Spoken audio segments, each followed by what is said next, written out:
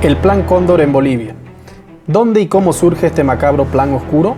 Para entender el contexto de este macabro plan, debemos saber primeramente el génesis y origen de este acontecimiento perturbador y cruel. Tras el fin de la Segunda Guerra Mundial, con la rendición de los alemanes, surgen nuevos conflictos entre los Estados Unidos, capitalistas que financiaban, apoyaban desestabilizaciones y golpes de estados en Latinoamérica, y la Unión Soviética comunista que respaldaba y financiaba a los gobiernos socialistas. Las pugnas de poder eran incesantes con el fin de implementar sus modelos de gobiernos e implantar sus ideologías políticas y sus sistemas económicos.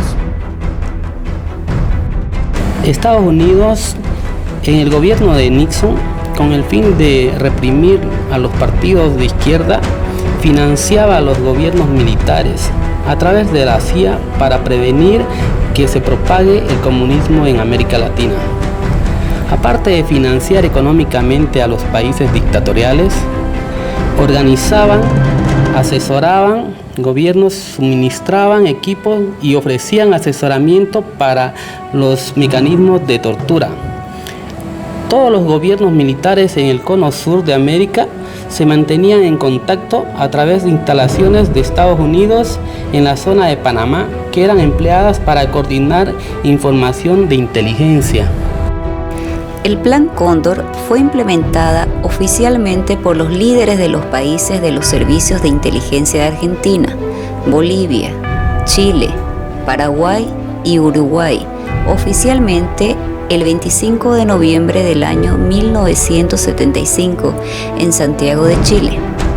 Fue una de las épocas más duras de Latinoamérica, que consistía en campañas de represión política y terrorismo de Estado, respaldada por los Estados Unidos, que incluía operaciones de inteligencia, seguimiento, vigilancia, detención, interrogatorios con torturas, traslados entre países, desaparición y asesinatos de personas consideradas opositoras, contrarias a su política o ideología, así también el seguimiento de los exiliados políticos.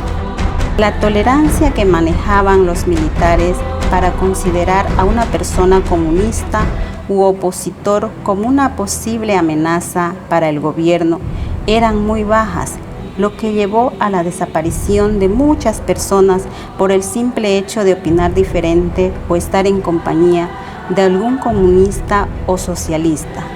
Los países democráticos de la región demostraban su descontento por los acontecimientos. En el caso de Venezuela, se convirtió en un punto de refugio del Cono Sur, principalmente para opositores argentinos, uruguayos y chilenos.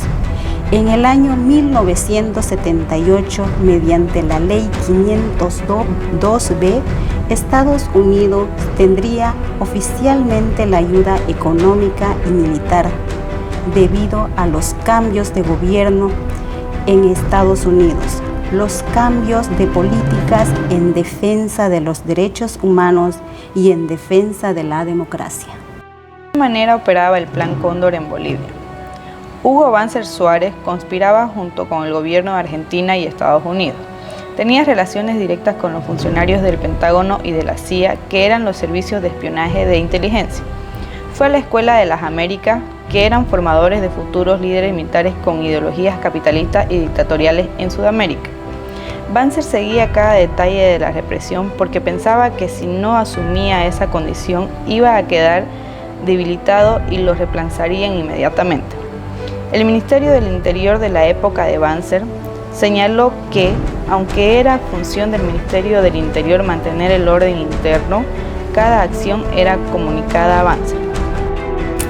El Ministerio del Interior estaba a cargo de Luis Arce Gómez, donde estaba centralizado todo el mecanismo de comunicación vía radio, telex y correspondencia. El Departamento de Orden Político, donde estaba centralizado todo el aparato operativo de interrogatorios y acciones de seguimiento, así de detenciones y capturas de los subversivos internacionales que eran buscados.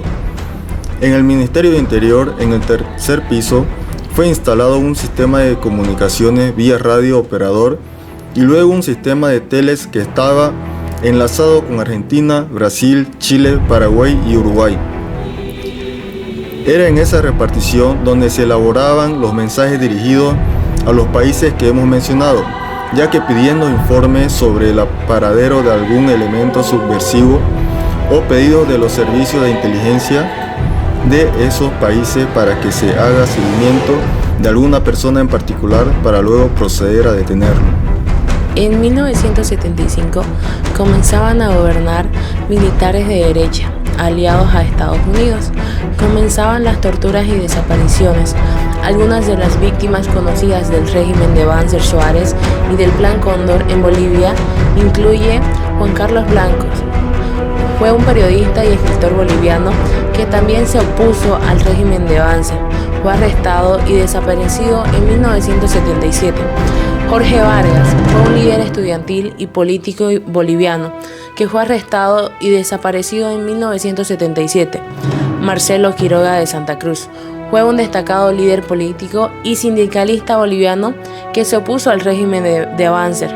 Fue arrestado y desaparecido en 1980. Carlos Núñez del Prado relata su experiencia de haber estado apresado en la época del Plan Cóndor, torturado por americanos. El expresidente boliviano Juan José Torre fue asesinado en Buenos Aires en su exilio en el gobierno de Videla. Sin la ayuda del gobierno americano, la dictadura de Banzer cae en el año 1978.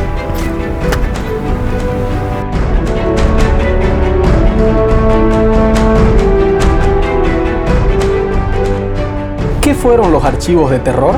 En los llamados archivos de terror, hallados en Paraguay en el año 1992, se encontraron todas las macabras actividades de las autoridades de los países involucrados. Daban cifras escalofriantes de 50.000 personas asesinadas, 30.000 desaparecidas y 400.000 encarceladas.